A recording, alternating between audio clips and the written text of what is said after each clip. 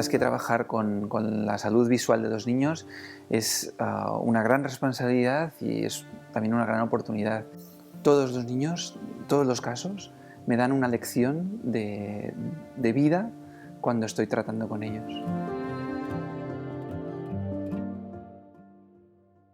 Un ojo de un prematuro puede estar alrededor de unos 14-15 milímetros. Entonces estamos trabajando en un espacio muy pequeñito, en una patología muy compleja, en la que necesitamos ver especialmente bien todas las estructuras en las que tenemos que trabajar. Poder disponer de microscopios con una alta capacidad de visualización y la tomografía de coherencia óptica para definir muy bien las diferentes capas en las que estamos trabajando, pues es de importancia vital.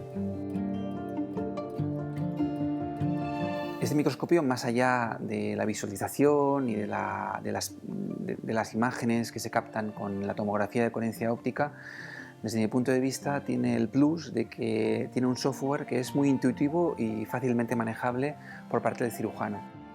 Obtener lo que queremos justo cuando lo queremos y de la manera más fácil. Y esto para mí es uno de los puntos fuertes de este microscopio.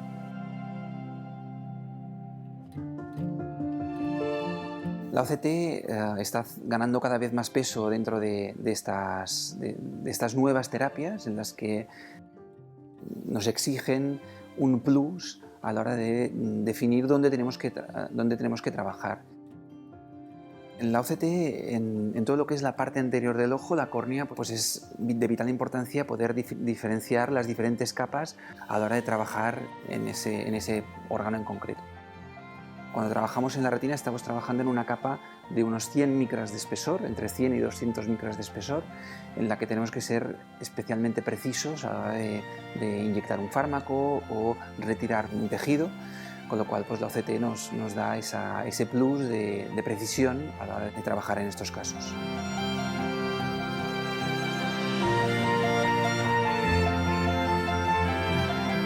Sobre todo por la visualización y la calidad técnica de la tomografía, pero especialmente lo intuitivo que es el software a la hora de trabajar.